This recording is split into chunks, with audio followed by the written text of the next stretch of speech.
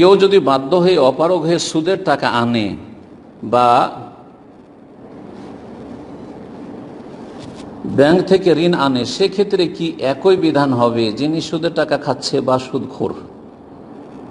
জিজ্ঞেস করছেন যে কেউ যদি অপারগ হয়ে সুদের টাকা আনে বা ব্যাংক থেকে ঋণ আনে, ব্যাংক থেকে হোক অথবা ব্যক্তির কাছ থেকে হোক, সুদের ওপর যদি নিয়ে আসে তো সুদ, সেক্ষেত্রে কি একই বিধান হবে? অপারগ, সেই জন্য অপারগটা কাকে অপারগ বলছে এটা দেখার বিষয়।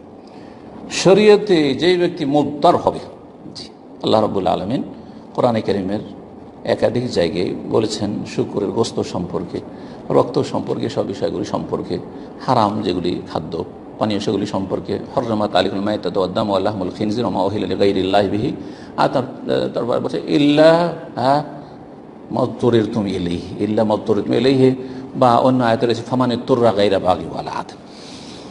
কেউ যদি নিরুপায় হয়, নিরুপায় বলতে কি? নিরুপায় বলতে হারাম না খেলে এখন বাঁচবে না, হালালের কোনো রাস্তা নেই, হারাম না খেলে বাঁচবে না। যেমন এমন অবস্থা হয়েছে যে শুকুর বা কুকুর ছাড়া আর কিছু নেই, আর এই শুকুর কুকুর গোস্ত যদি না খায়, বা মৃত পশু মরে আছে, একটা গরু বা ছাগল মরে আছে, এই মৃত পশুর গোস্ত না খায় তো বাঁচবে না, একেবারে মরে যাবে, 7 দিন 8 দিন হয়ে গেছে অনাহারে একবার। তখন বলবো যে জায়েজ কতটা? গায়রা বাগিন ওয়ালা আদ, সীমা লঙ্ঘন না করে যতটা খেয়ে জানটা বাঁচাতে পারে। 100, 150, 200 গ্রাম খেয়ে যদি সে বেঁচে যেতে পারে, তাহলে সে পেট পুরে খেতে পারবে না।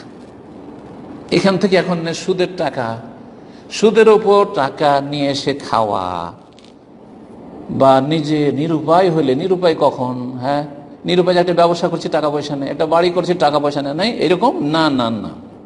যখন দেখছেন যে সুদের টাকা ছাড়ার কোনো উপায় নেই, সুদের রাস্তা ছাড়া আমার বেঁচে থাকার উপায় নেই, আমার ছেলে মেয়ে না খেয়ে মরে যাবে, কোনো দিক থেকে কোনো রাস্তা পাচ্ছি না, কেউ যাকাতও দিচ্ছে না, কেউ সাদকাও দিচ্ছে না, কেউ এমনিও হেল্প করছে না, কেউ ধারও দিচ্ছে না, কার্জে হাসানা বিনা লাভে দিচ্ছে না, সুদের পথ ছাড়া আর কোনো পথ পাচ্ছেন না। তাহলে কুকুরের গোস্ত খাওয়ার চাইতে সুদের টাকাটা নিয়ে আসলেন, যদিও একই রকম হুকুম, আর নিয়ে আসার পরে অতটা নিলেন যতটা নিলে এখন আপাতত বেঁচে যাবে। সুস্থ মানুষ কাজ করছেন, কাজ করে দেখছেন আলহামদুলিল্লাহ এখন সংসার কোন রকম চালিয়ে নিতে পারবো, আর চলবে না। জি হ্যাঁ, তো মনে রাখবেন এই বিষয়টি।